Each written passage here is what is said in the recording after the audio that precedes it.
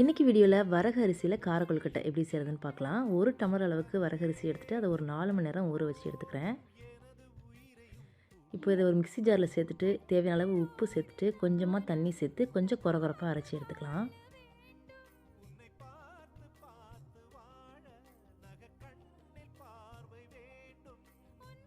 கடாயில் 1 ஸ்பூன் அளவுக்கு எண்ணெய் சேர்த்துட்டு அதில் கடுகு, உளுத்தம்பருப்பு, கடலைப்பருப்பு, கூடவே கட் பண்ணி வச்ச ஒரு பெரிய வெங்காயம், கருவேப்பிலை, பச்சை மிளகாய் இதெல்லாமே சேர்த்து நல்லா வதக்கிக்கலாம். தேங்காய் வேணாலுமே சேர்த்துக்கலாம். வெங்காயத்துக்கு தேவையான அளவு உப்பு மட்டும் திரும்பவும் சேர்த்து வதக்கிக்கிறேன்.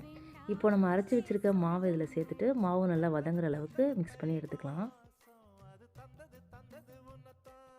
மாவு நல்லா வதங்கின பிறகு கொழுக்கட்டைகளை பிடிச்சி வேக வச்சு எடுத்தோம்னா சூப்பரான வரகரிசி கார கொழுக்கட்டை ரெடி ஆகிடும்.